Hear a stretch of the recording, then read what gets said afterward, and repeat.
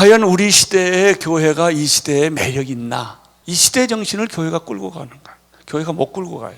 숫자만 많았지 이 시대 정신을 교회가 대표하지 않는단 말이죠. 근데 70년대, 80년대, 90년대는 한국 교회가 한국 사회를 대표했어요.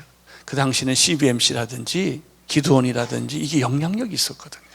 그 1세대 선배 크리스천들이 그걸 잘 끌어갔어요. 그 사람들이 기업가로서 다 재벌에 해당을 했어요. 지금은요, 크리스천 재벌이라는 게 없어졌어요. 최근에 이랜드가 하나 재벌이라는 단어를 쓰더라고요. 알로에 마임 정도, 이랜드 정도 밖에는 없어요. 옛날에는 빌리그리암도 있었고 엑스플로도 있었고, 그리고 옛날에는 교회가 목사님의 말 한마디 하면 세상이 들었어요. 이렇게 한경진 목사님도 있었고 박윤선 목사님도 있었고 뭐 등등 있었어요. 없어졌어요. 요즘은 다 없어졌어요. 그리고 요즘은 정교조가 시대 정신을 끌고 가요. 노사모가 시대 정신을 끌고 가요. 노조가 시대 정신을 끌고 가요. 기독교는 그 소리가 다 묻혔어요. 결론, 우리 기독교가 이 시대 정신을 끌고 가지 못하고 있다는 거예요. 우선 첫째, 논객이 없어요. 우리는 이 시대 정신을 끌고 갈 수 있는 논객을 교회가 만들지 않았어요. 여러분, 운동권이나 386 세대를 대변하는 이 노사모를 지원하는 교수가 700~800명이에요. 그 사람들이 이번 정권이 들어와서 다 좋은 자리를 차지했어요. 연구소, 학교, 정부 조직에 이 700~800명 교수들이 다 들어갔어요. 그래서 그들이 입에 거품을 몰고 이 정부를 보호하고 글을 쓰고 기존 보수 세력을 끊어내는 일을 누가 했느냐면 이 농객들이 하는 거예요. 근데 우리는 사학법에 관한 얘기 글 하나 쓸 사람이 없는 거예요. 우리는 목회는 잘했는데 학자가 없는 거예요. 따라서 TV나 언론이나 잡지나 이 사회에서 농객을 만들지를 못했단 말이죠. 그래서 이 시대 정신은 못 끌고 가는 거예요. 지금 우리 보수주의나 복음주의자들이 해야 될 일은 학자 키우는 거요, 농객을 키워서 언론을 다시 장악을 해야 돼요. 여러분, 참여연대라든지 이 시민단체들은 거의 90%가 이쪽 사람이 가지고 있어요. 그리고 목소리를 하나로 내는 거예요. 이렇게. 이게 시대 정신을 만들어가는 거예요. 우리 한국 교회 언론을 보면 뉴스엔조이가 끌고 가요. 부정적인. 여러분이 우리 목회자들로서, 목회를 하는 사람으로서 이런 부분을 통찰력 있게 봐야 된다 이거예요. 그리고 보수주의, 복음주의자 농객들은 겁쟁이들이에요. 이렇게 막 감옥 갈 생각이 별로 없는 거예요. 그러니까 막 글을 못 쓰는 거예요. 투쟁을 못 하는 거예요. 그냥 계속 밀리는 거예요. 시대 정신을 끌고 갈 수 있는 교회의 모습. 그리고 또 하나 얘기를 한다면, 이 시대를 뚫고 나가려면 포스트 모던과 종교 다원주의와 이런 물질 문명과 이런 이념이 평준화된 사회 속에서 꼭 우리들이 해야 될 것 중에 하나가 논객을 키우는 거예요.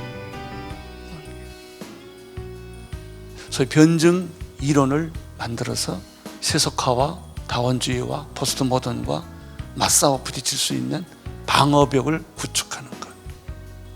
그래야만 수많은 선한 세력들, 하나님의 세력들이 시대 정신을 만들어갈 수가 있다는 것이죠. 이게 이제 다시 말하면 세상을 위한 교회 패러다임이에요. 한국 교회도 얼마나 교회 자체들이 다 이기적인지 몰라요. 연합과 팀워크는 못해요. 우리는 이걸 뚫어야 돼요. 여러분 보세요. 운동권들은요, 서프라이즈, 오마이뉴스를 이쪽으로 가고요, 전교조, 전공로 이쪽으로 가고요. 이게 전부 연대를 하는 거예요. 다 각자지만은 보면은 큰 세력이 연대를 하기 때문에 오늘의 시대 정신을 만들어가면서 그들의 이론을 세상에 전하는 거예요. 숫자는 소수예요. 20%도 안 돼요. 그 사람들이 세상을 지금 판치는 거예요. 크리스천들은 80%의 세력을 가지고 있으면서도 뭉치지 못하고 농객이 없고 겁쟁이들이 많기 때문에 못하는 거예요. 일을. 오늘의 교회는 이 시대 정신을 이끌어가자. 이 시대 정신을 이끌어가자. 우리 교회 안에서만 있을 게 아니고 교회가 가지고 있는 이 비전과 이 힘과 이 에너지를 세상 속으로 보내자는 것이죠.